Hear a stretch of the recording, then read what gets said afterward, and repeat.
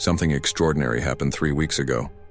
A woman named Catherine Morrison walked into the Portland Police Department carrying a shoebox that would crack open a 23-year-old murder case and reveal the identity of the killer who's been hiding in plain sight for over 2 decades.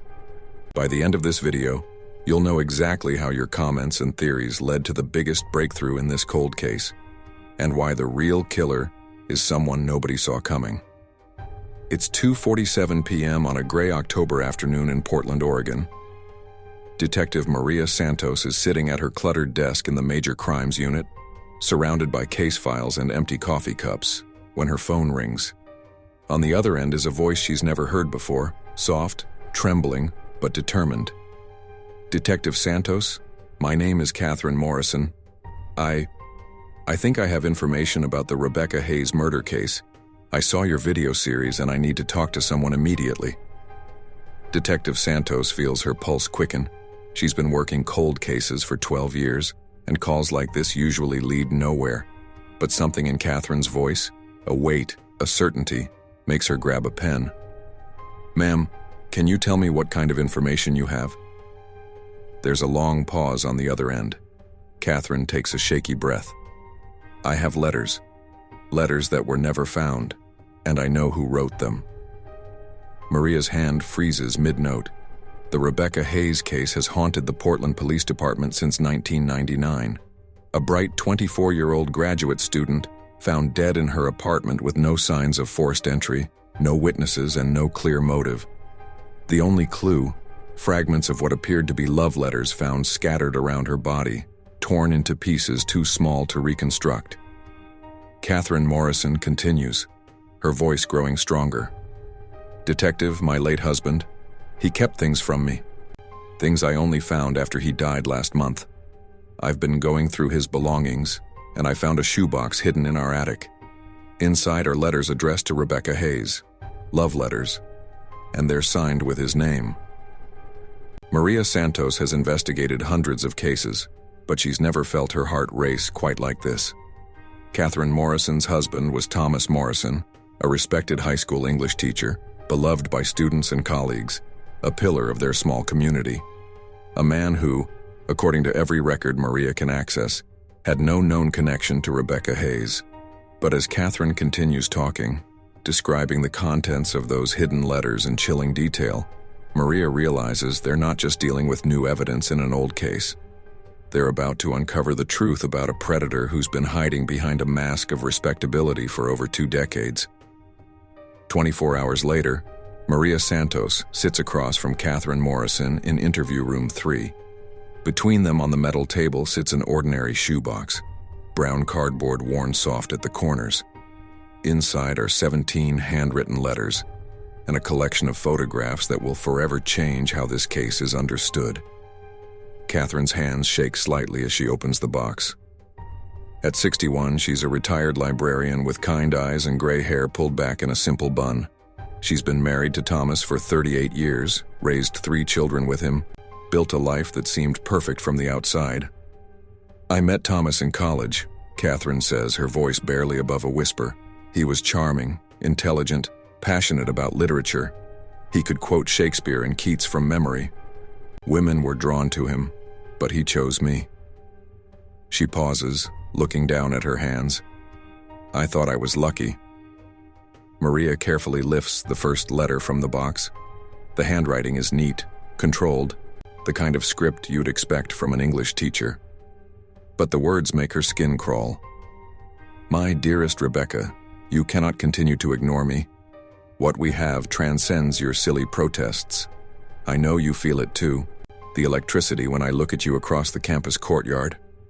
The letter is dated March 15, 1999, just 2 weeks before Rebecca's murder. As Maria reads, the pieces of a horrifying puzzle begin falling into place. Thomas Morrison wasn't just some random killer. He was Rebecca's professor during her undergraduate years at Portland Community College, where he taught a popular creative writing course. Rebecca had been his student 4 years before her death.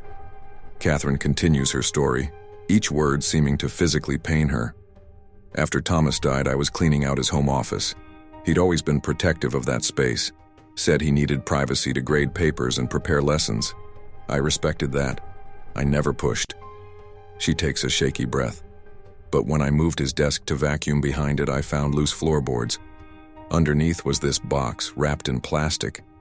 The letters tell a story of obsession that escalated over years. What began as inappropriate comments after class evolved into stalking, harassment, and ultimately threats. Thomas Morrison had convinced himself that Rebecca Hayes was his soulmate, that she was playing hard to get, that her restraining order was just a misunderstanding. But the most chilling discovery isn't in the letters themselves. It's what Catherine found underneath them. Maria carefully lifts a manila envelope marked, "My beautiful girls." Inside are photographs of young women, dozens of them, taken with a telephoto lens. College students walking to class, studying in coffee shops, getting into their cars. All brunettes, all bearing a striking resemblance to Rebecca Hayes. Catherine's voice breaks as she speaks. "Detective, some of these photos have addresses written on the back, names, and dates that go all the way up to last year. I don't think Rebecca was his only victim. I think she was just the one who fought back." Maria stares at the photographs spread across the table, her mind racing. She recognizes some of the locations: the university campus, downtown Portland, neighborhoods where other unsolved cases have languished for years, cases of young women who disappeared, who were found dead under mysterious circumstances, who were dismissed as random victims of urban violence. "Mrs. Morrison," Maria says carefully, "did your husband have any connection to these other areas? Did he travel for work, substitute teach at different schools?" Catherine nods slowly, tears streaming down her face. "Every summer he taught at different community colleges across the Pacific Northwest. He said it was for the extra income, but now..." She can't finish the sentence. The investigation that follows Catherine's revelation unfolds like a dam bursting.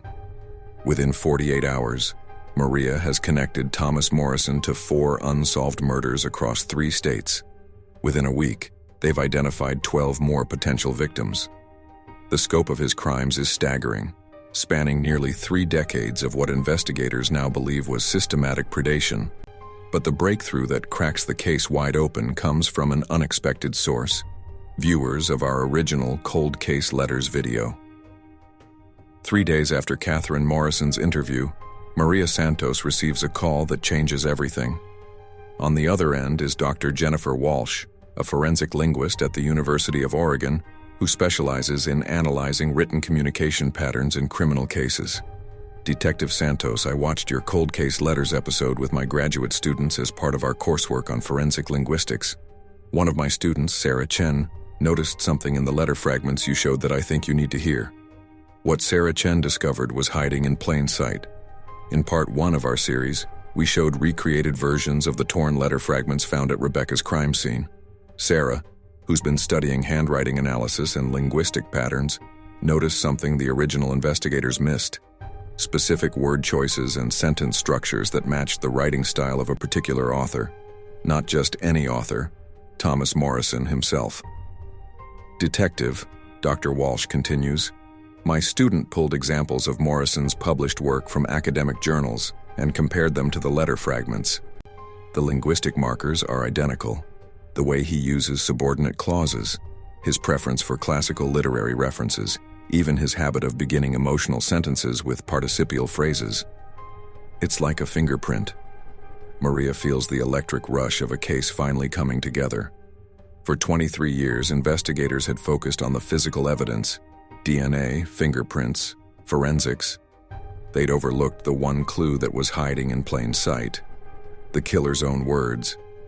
But the most shocking revelation comes when Maria cross-references Thomas Morrison's teaching schedule with the dates of other unsolved cases. The pattern is undeniable. Every summer, Morrison taught at a different community college, and within 50 miles of each college, a young brunette woman disappeared or turned up dead. 1987. Morrison teaches summer courses at Evergreen Community College in Washington. Jennifer Martinez, 22, found murdered in her apartment. Case unsolved. 1991. Morrison at Rogue Community College in Oregon. Lisa Thompson, 24, disappears after her night shift at a local restaurant. body never found. 1995, Morrison at Clackamas Community College. Amy Rodriguez, 23, found dead in her car. Apparent suicide, but family always suspected foul play. The list goes on. 17 possible victims across 4 states, all connected by one thread: Thomas Morrison's teaching career. The final piece of evidence comes from Morrison's own computer, which Catherine had preserved after his death. Hidden in encrypted folders, investigators find what amounts to a serial killer's diary. Detailed accounts of stalking patterns, victim selection criteria, and, most chillingly, descriptions of the murders themselves written in Morrison's literary, flowery prose. In one entry, dated just days after Rebecca Hayes' death, Morrison writes, "The tragic heroine has played her final scene. Like Ophelia, she could not understand the depth of true passion, but there will be others. There are always others who need to learn what love truly means." On November 15, 2022, the Portland Police Department officially closed the Rebecca Hayes murder case. Thomas Morrison, who died of natural causes in September 2022, was posthumously identified as her killer and connected to 16 other homicides across the Pacific Northwest. But here's what makes this resolution extraordinary. It never would have happened without this YouTube series, without your engagement, and without the power of crowdsourced investigation. Sarah Chen, the graduate student whose linguistic analysis cracked the case, told me something that gives me chills. She said she almost didn't watch our video. True crime wasn't really her thing, but a comment from one of you, username Justice for Rebecca 1999, caught her attention. The comment read, "Has anyone analyzed the writing style of those letter fragments? They remind me of my old English professor's overly dramatic way of writing." That single comment sparked Sarah's curiosity. Her analysis led to the breakthrough. Your engagement, your theories, your refusal to let these cases fade into obscurity, that's what brought justice to 17 families who've been waiting decades for answers. Catherine Morrison reached out to me last week. She wanted me to share something with all of you. She said, "For 38 years, I lived with a monster and never knew it. I blamed myself for not seeing the signs, for not protecting those girls. But now I realize that evil like Thomas's doesn't announce itself. It hides behind respectability, behind charm, behind the very qualities we're taught to admire." She continued, "What your viewers did, refusing to let these cases die, asking the right questions, noticing details that professionals missed, that's how we stop people like Thomas. Not by trusting that the system will catch them, but by staying vigilant, by caring about victims we've never met, by refusing to forget." Catherine has established the Rebecca Hayes Foundation, dedicated to providing resources for forensic linguistics research and cold case investigation. She's donated every penny of Thomas's life insurance policy, $500,000, to ensure that other families won't have to wait 23 years for justice. If this story has shown you the power of citizen investigation and community engagement in solving cold cases, I need you to do 3 things. First, hit that like button and subscribe to the True Crime Stories, because we have 17 more connected cases to investigate, and each one needs the same attention you gave to Rebecca's story. Second, share this video. Every share potentially reaches someone who might have information about these other cases, someone who might recognize a pattern, someone who might be the key to the next breakthrough. Third, and most importantly, visit the link in the description. We've compiled all the available information about Morrison's other potential victims. Look at the photos, read the case summaries, and if anything seems familiar, if you knew one of these victims, if you remember something from your own college years, if a detail triggers a memory, reach out to the appropriate authorities. The truth is, Thomas Morrison was caught by accident 23 years too late. But there are hundreds of other Thomas Morrisons out there, hiding behind respectable facades, counting on our willingness to look the other way. Rebecca Hayes can't be brought back, but her story can prevent other tragedies. And that prevention starts with you, with your willingness to care, to question, to remember that every unsolved case represents a life that mattered. Justice delayed doesn't have to mean justice denied.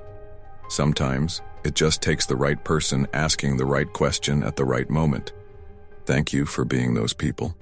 Thank you for refusing to forget.